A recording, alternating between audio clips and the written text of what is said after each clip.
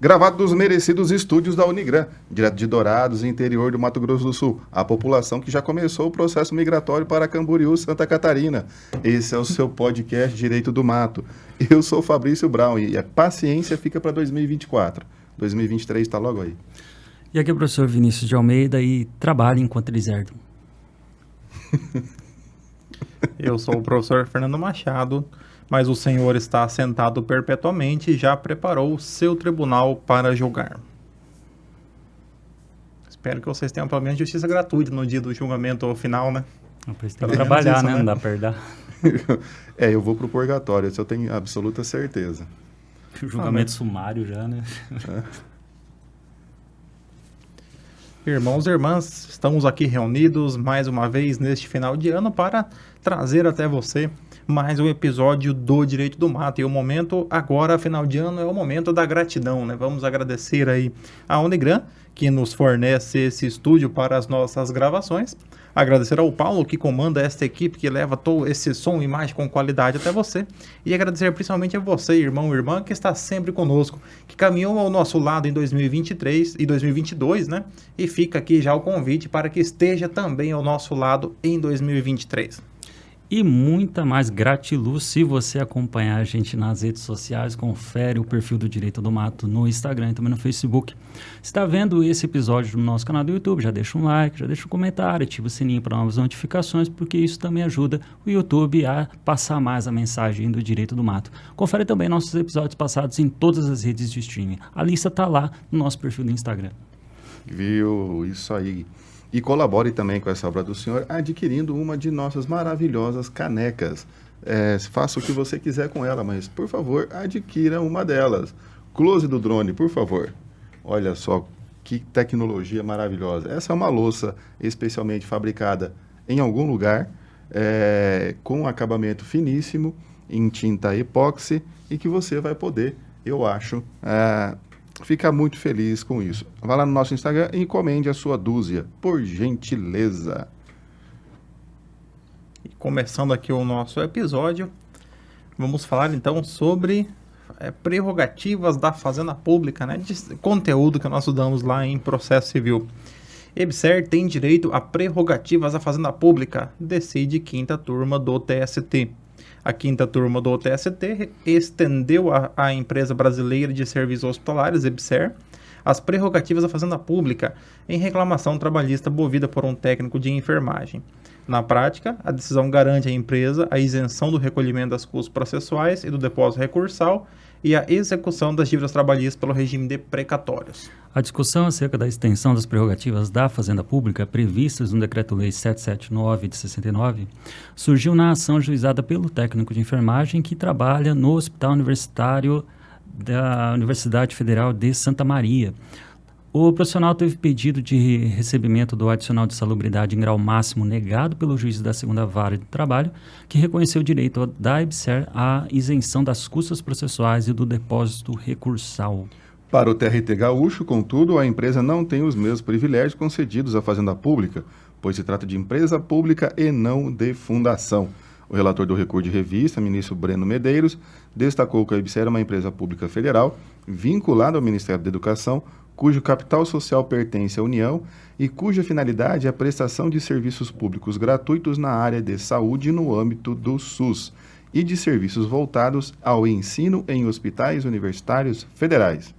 Ainda de acordo com o relator, a Lei 11.550/2011, que a criou, prevê expressamente que ela não tem por objetivo a exploração de atividade econômica e a geração de lucros e que deve reinvestir seu lucro líquido para atendimento de seu objeto social.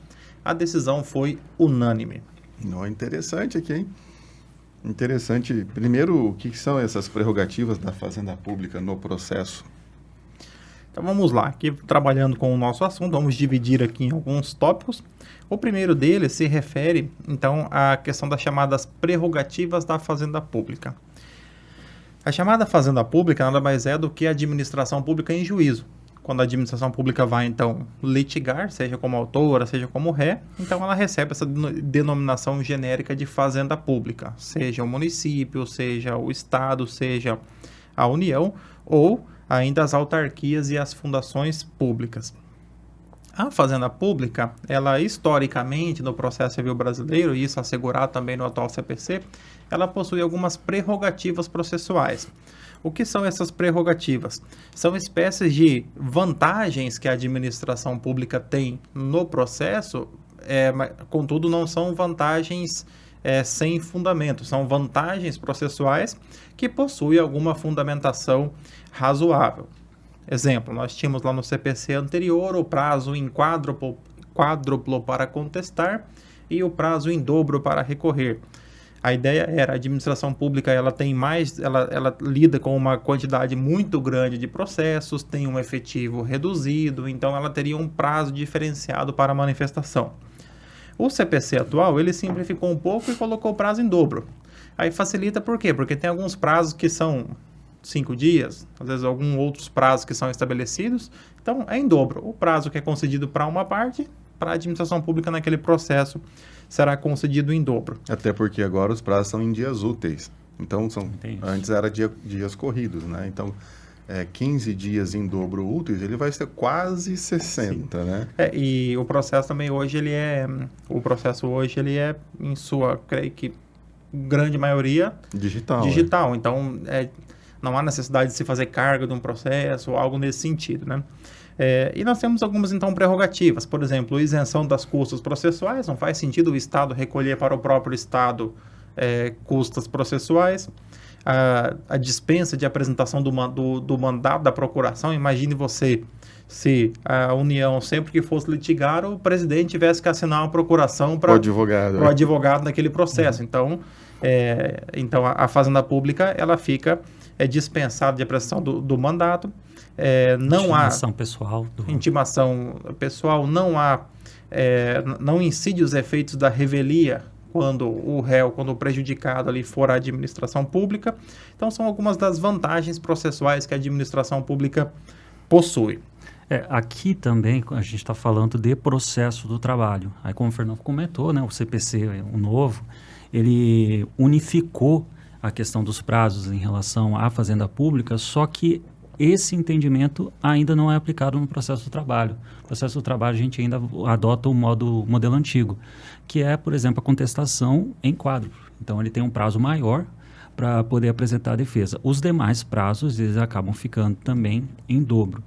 E é interessante que a gente vê essa notícia do TST fazendo essa equiparação da EBSER, que é uma empresa pública, aos privilégios da fazenda pública, porque a própria Justiça do Trabalho, ele é pioneira nesse sentido. A Justiça do Trabalho foi uma das que começaram a estender às empresas públicas essas prerrogativas, principalmente por causa dos Correios. Porque lá na década de 90, os Correios já chegou ao patamar de ser um dos maiores empregadores do Brasil. E justamente por ser um dos maiores empregadores, era consequentemente um dos maiores reclamados também da Justiça do Trabalho. E aí, como é mesmo que a Constituição fala que as empresas públicas, assim como sociedades de economia mista, tem que ter um tratamento de pessoas jurídicas de direito privado, ela ainda é algo que pertence ao Estado, algo que recebe recursos públicos. Então, ela também tem que ter um olhar do direito público. Então, por isso que no TST eles começaram a fazer esse entendimento. Em relação aos Correios, a gente tem que ter um olhar diferente. A gente não pode tratar ele como uma empresa, porque no final das contas, não é só os Correios que perdem se for condenado, mas também a coletividade. Então, vamos começar a dar esse tratamento, vamos trabalhar como se fosse a União, como se fosse um Estado, ou então como se fosse um município. Só que daí, com o passar do tempo, não só o TST, mas o STJ e o STF também começaram a abraçar essa ideia e começaram a dar uma interpretação maior. Porque antes o que a gente via era os tribunais dando nome aos bois. Aqui a prerrogativa vai ser só para os Correios, vai ser para essa empresa X, essa empresa Y, só que depois eles foram estendendo, para dizer o seguinte, olha, se a empresa pública ela preenche esse requisito, aí a gente vai dar a prerrogativa. Já parou de nominar, tornar assim exclusivo, mas começou já a ampliar um pouco mais esse benefício. O que se vê da decisão, que eles consideraram que a EBSER, apesar dela ter o objetivo de lucro, porque ela presta serviço, ela recebe por esse serviço prestado, o lucro que ela tiver é reinvestido na própria atividade dela e no serviço que ela presta.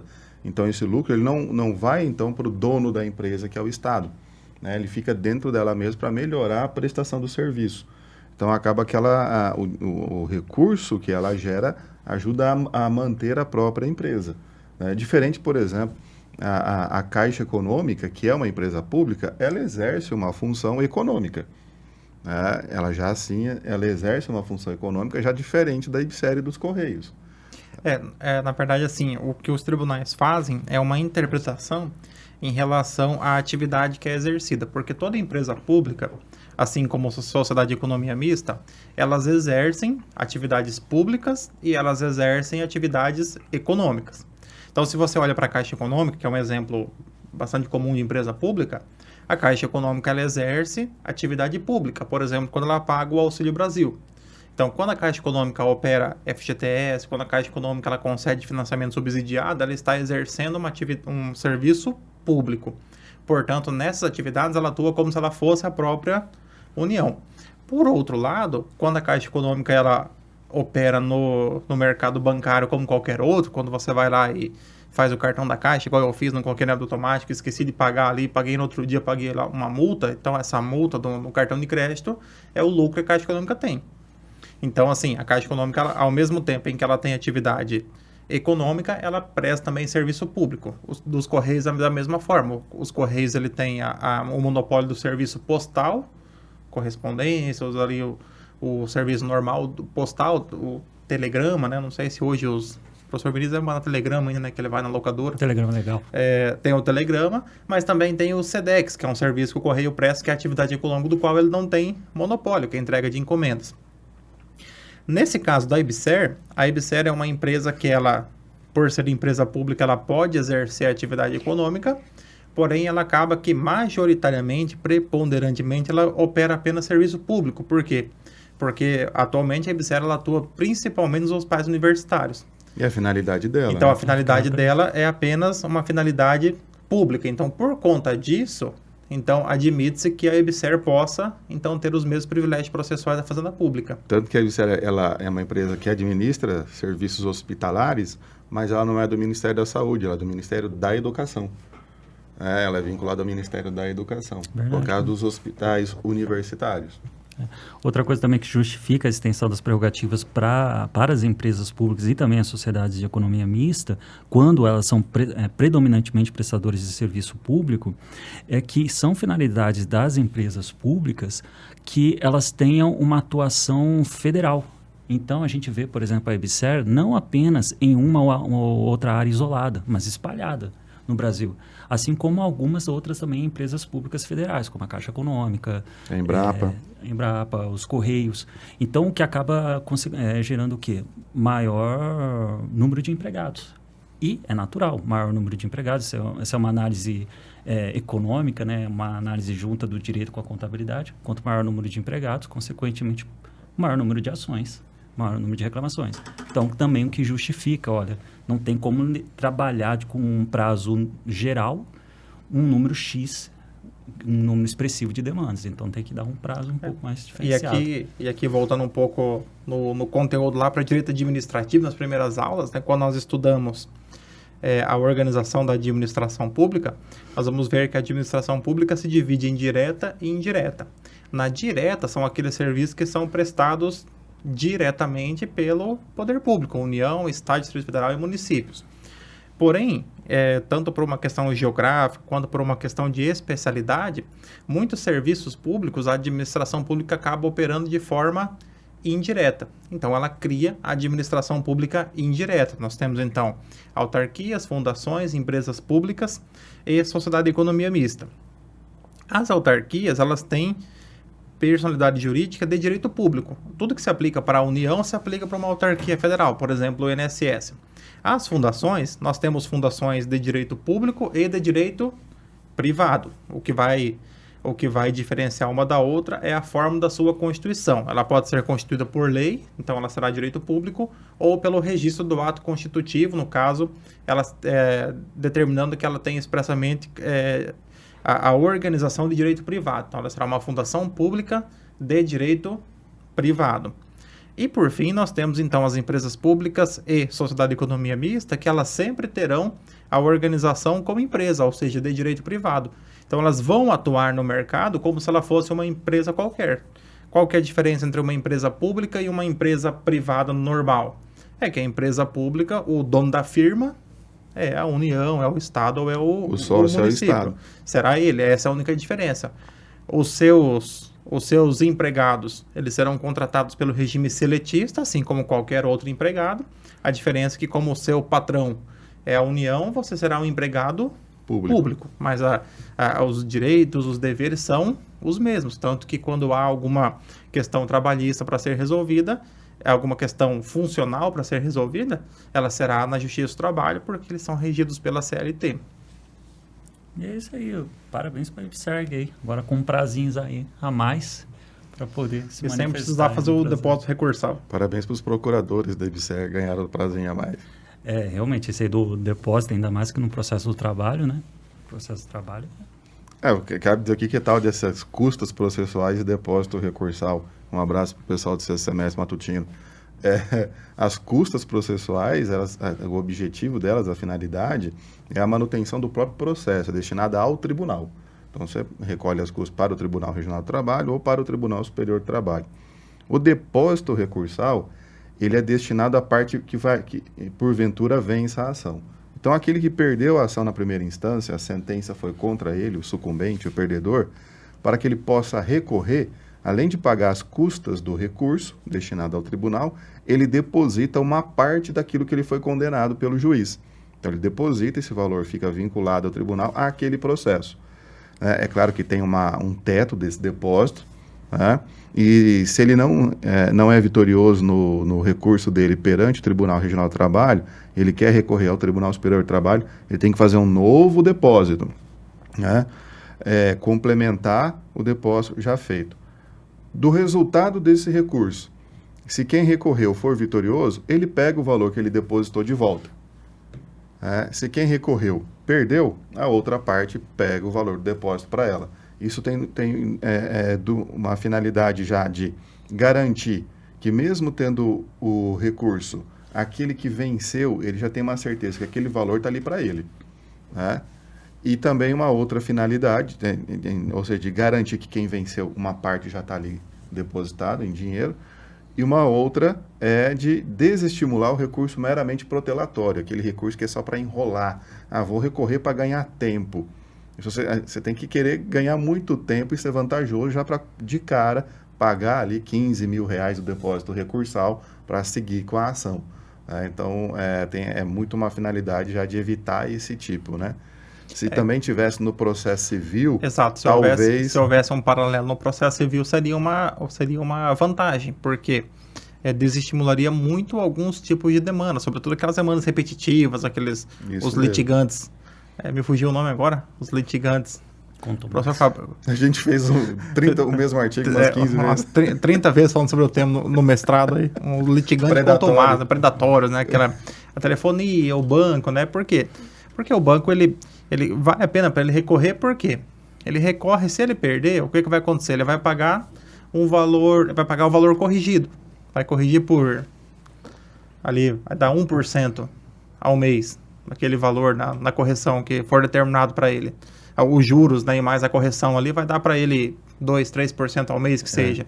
Esse mesmo valor o banco emprestou a 10% de juros, então então esse valor para o banco acaba valendo a pena você postergar o pagamento, porque ele consegue rentabilizar aquele dinheiro muito mais. Quando ele tiver que pagar, ele já fez dinheiro suficiente para pagar e ainda sobrar para ele. Exato, então assim, acaba sendo vantajoso para o banco. Ou na ideia do quê? Na ideia de que, prolongando o processo, o banco acaba fazendo acordos mais vantajosos também, quando a pessoa precisa receber o dinheiro de forma mais rápida. O que é diferente da realidade do processo do trabalho. O processo do trabalho, na verdade, recurso é uma coisa que você tem que primeiro dar uma olhada no bolso, né? Para depois você dar uma olhada aí se há possibilidade. Porque, por exemplo, se o recurso ele não for conhecido, tem um outro recurso para destrancar, mas vai ter que pagar ele de novo, lógico, respeitando o teto, né? Mas vai ter que pagar. É um agravo de estramento para destrancar o recurso, tem que depositar também, e depois depositar, no agravamento 50% do valor do depósito para o recurso que quer destrancar. Então, a primeira coisa que você olha é a carteira, né? Fala, às vezes não é vantajoso. Digamos que o depósito é R$15 mil e a empresa foi condenada lá no valor, tudo vai dar R$12.000. Então ela tem que depositar todo o valor que ela foi condenada. Só para protelar aquilo ali e etc. Então, falando assim, eu já tenho que depositar, então paga logo. Isso aqui pagar, termina logo com isso e pronto. A não ser que haja realmente fundamentos de reversão. Aí deposita e briga por reverter, né? Então é nesse sentido. Então, é você, Vinícius. Vamos para a próxima notícia? Ou... Próxima notícia. Então, Ou não? Sim. então, beleza, mano. Então, contra a perpetuação no poder, Justiça anula a eleição em Câmara Municipal da Bahia. Entre aspas, é, pois, de todo incompatível com o regime constitucional de 1988 que as casas legislativas dos municípios admitam reeleições ilimitadas de parlamentares para os mesmos cargos nas respectivas mesas diretoras. Essa conclusão foi adotada pelo Judiciário da Bahia para suspender a eleição que reconduziu o vereador Zaqueu Rodrigues, da União Brasil, pela terceira vez consecutiva à presidência da Câmara de Guanambi. Realmente dá para ver que o Vinícius ele é agnóstico, né? Não reconhece Zaqueu. Exatamente, hein? Como Zaqueu. O que é Zaqueu? Conforme a medida cautelar determinada pela juíza, deverá ser realizada nova eleição relativa ao biênio 23-24, observando-se a interpretação aqui determinada. Ou seja, os integrantes da mesa diretora só podem ser reeleitos para o mesmo cargo uma única vez sucessiva. Além de considerar a medida cautelar requerida pela autora, a juíza destacou que, abre aspas, admitir o contrário implica olvidar valores e postulados caros ao Estado Democrático de Direito, os quais impõem alternância de poder, quebrar a coerência que dá integridade ao direito e fazer tábula rasa da jurisprudência construída pelo Supremo, fecha aspas. A juíza citou que o STF, em dezembro de 2021, ao julgar a DIN 6684 sobre a relatoria do ministro Gilmar Mendes, decidiu que a eleição dos membros das mesas de assembleias legislativas estaduais deve obedecer o limite de uma única reeleição ou recondução para o mesmo cargo. Esse limite independe dos mandatos consecutivos se referirem à mesma legislatura. E por essa razão, a julgadora criticou em sua decisão as alterações aprovadas na Câmara de Guanambi às vésperas da última eleição da mesa diretora. O membro do Poder Legislativo é o agente público de quem se espera observância aos preceitos fundamentais e às balizas constitucionais. A ausência de restrição imposta à perpetuação no poder sinaliza a manifesta burla à observância do entendimento do STF, decidiu a magistrada. O que é legal dessa decisão aqui é que a gente está falando justamente do como se desenvolve o princípio republicano aqui no Brasil. Porque o texto constitucional, ele vai falar que numa legislatura, que é esse período de 4 anos que o legislativo ele vai atuar, focando assim no mandato do deputado federal, ele pode escolher nesse tempo aqueles que vão integrar a mesa da Câmara, que é justamente a diretoria, onde ele vai ter que exercer apenas dentro daqueles 4 anos uma única vez o cargo. O que acontece que a gente observou em algumas constituições estaduais e leis orgânicas que falavam o seguinte, já que é 4 anos e normalmente é 2 anos só, dá para você se reeleger. E aí você ficaria naqueles 4 anos no comando da diretoria da mesa da Câmara de Vereadores ou então na mesa da Assembleia Legislativa. E aí essa questão foi levada ao STF, justamente porque a Constituição diz que só pode uma vez, mas você tinha constituições estaduais e leis orgânicas falando que pode 2 vezes. O STF, não, peraí, se a Constituição fala que é apenas um, então vamos todo mundo ser simétrico, vamos todo mundo seguir essa linha. Então é apenas permitido uma única vez. E isso está relacionado com o princípio republicano, porque a ideia do princípio republicano é que a gente escolha alguém para ocupar o cargo, que é a ideia da eleição, mas de uma forma temporária. Não pode permitir uma perpetuação do poder. Se a legislatura, que é o tempo de poder, é 4 anos, e você permite que ele fique os 4 anos, você justamente está dizendo que, naquele universo, ele é o rei, ele é um imperador, ele não é um escolhido. Ele é justamente aquele que se apoderou do cargo. Então, esse tipo de decisão aqui é interessante porque ele deixa evidente a importância de que o princípio republicano não é só uma coisa que a gente olha para o legislativo, para o executivo, mas também para o legislativo. Aqui, no caso, a reeleição é permitida somente entre 2 legislaturas, correto? A reeleição.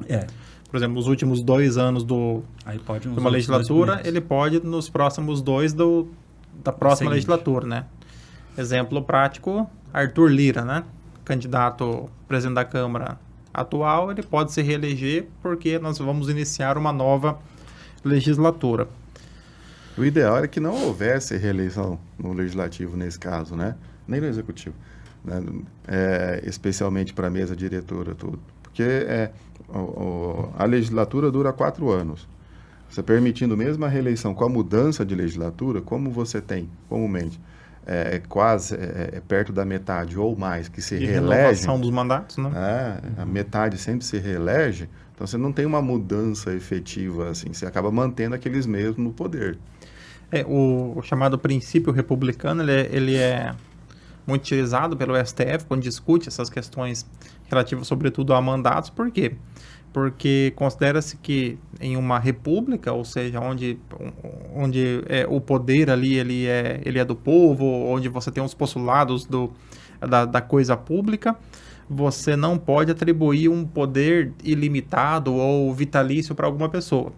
Em que pese nós tenhamos ainda alguns pequenos resquícios. Por exemplo, nós tínhamos até tempo atrás a questão dos cartórios, na ideia do cartório... vitalício, né? O vitalício por concessão, né? E por concessão hereditária, né? O cartório que... Então, isso aí é quase que algo meio que colonial do Brasil, você repassa... É uma sesmaria. Quase que você vai repassando ali uma sesmaria, né? Uma pequena capitania hereditária dentro da comarca, né? Ou o que nós temos, por exemplo, ainda... Pensão vitalícia para ex-governador. Essa ideia de pensões vitalícias, ou a ideia também que nós temos do suplente do senador, que é uma pessoa que não foi eleita diretamente. Também o suplente do senador seria... O ideal seria, se o senador ele fica impedido, que viesse aquele outro mais votado para assumir. Mas nós temos, então, alguns resquícios dessa ideia de que a pessoa assume o poder sem ter sido legitimado diretamente ali pelo povo. O próprio tempo de mandato do senador ele é um pouco questionável, porque ele é o único que fica 8 anos. Acaba também criando assim poxa, por que tanto tempo assim? Tanto é que no texto, no anteprojeto do texto da Constituição, é basicamente o melhor cargo do Brasil.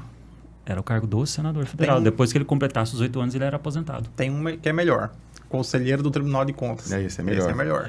Hoje ele é o melhor, mas assim, nos esboços da Constituição, o senador tinha esse assim, quando temos que verificar também que no momento histórico da Constituição, os senadores, eles sempre foram a corte mais alta ali do Legislativo, né? A Câmara mais alta do Legislativo.